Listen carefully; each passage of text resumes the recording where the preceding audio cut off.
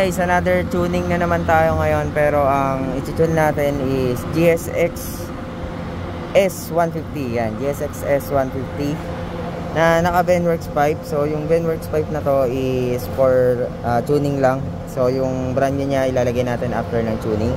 Ito yung mounting ng elbow. Okay, at ang ECU na gamit niya dito is a Razer Mini X.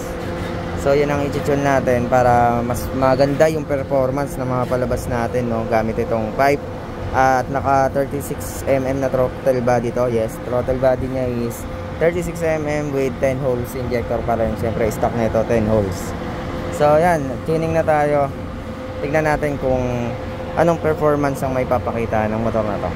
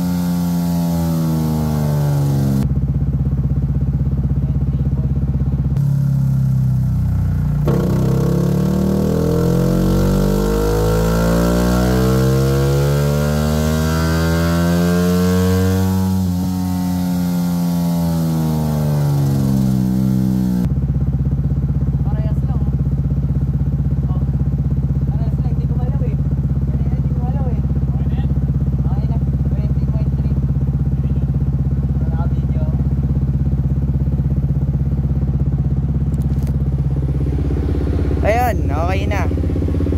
All good na. 20.3 ang consistent, 20.4 yung mataas natin na horsepower. 14.7 yung torque. So yes, given yan kasi malaki yung motor. At ang nakakagulat yung horsepower tsaka yung graph, napakaganda. Racer kasi yan guys, hindi basta-basta. Tsaka powerful talaga, ramdam na ramdam pag pinigaan mo rito. Ayan, mas mamaya try natin sa labas. Yan, G, test drive.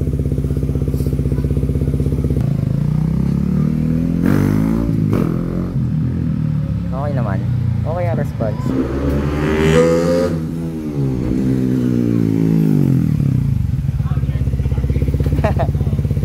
Sumasagad RPM mo.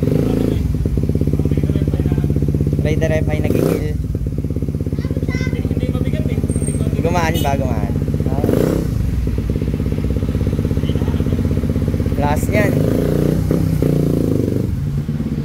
Ayos na, ayos na. Pwede na isoli kay customer.